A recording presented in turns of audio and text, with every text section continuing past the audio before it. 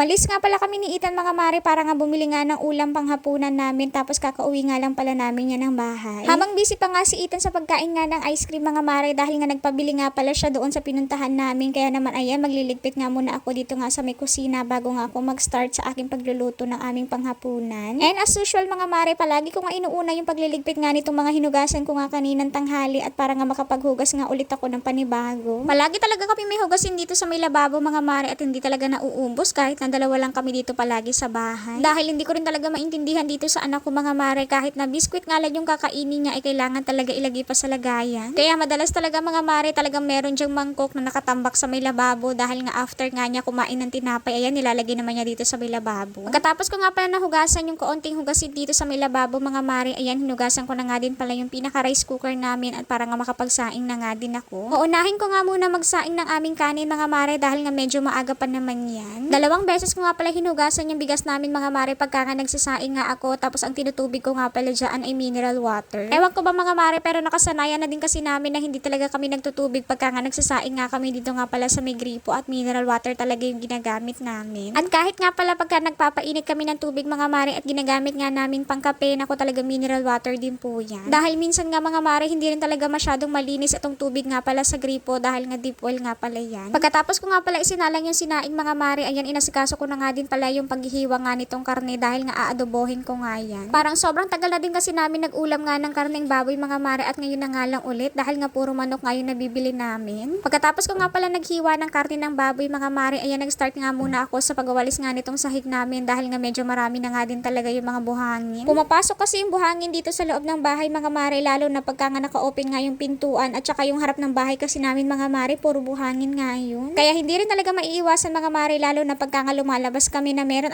talaga nasasama na buhangin dito sa loob ng bahay, lalo na at meron nga akong toddler na napakalikot. Kita nyo naman sa video mga mare at hindi nga siya mapakali dyan sa pinaggagawa niya dyan sa walis namin. Nilabas ko nga muna yung carpet namin mga mare at papagpagan ko nga yun doon sa may labas dahil nga medyo maalikabok din. Nagwalis na nga din ako dito nga pala sa may bandang sala namin mga mare, tapos sinundan ko na nga din ng pagpupunas nga ng basahan at para nga talagang malinis nga mga mare at matanggal talaga yung alikabok dito. Napakalikot nga ni Ethan sa mga puntong yan mga mare at sobrang inaasar niya talaga ako sa mga puntong yan na mayat maya talaga sunod siya sa akin at panay buntot nga. Ewan ko nga ba sa batang ito mga mare at nakakain nga lang ng chocolate na ice cream tapos ganyan na nga siya kalikot. Sinasabihan ko nga din siya mga mare na wag nga siya panay buntot sa akin dahil nga medyo maalikabok talaga yung mga winawalis ko. Pagkatapos ko nga pala pinagpag yung carpet mga mare, ayan pinasok ko na nga din tapos nilatag ko na nga din, buti na lang talaga at tinulungan nga ako ni Ethan sa pagtataas nga nitong sofa namin. Naglaba nga din pala ako kaninang umaga niyan mga mare, tapos natuyo na nga din pala yung mga nilabhan ko, kaya naman ayan nilagay ko na nga din dyan sa may carpet at para nga matupi ko na nga din yan dahil nga sobrang sipag nga natin for today's video.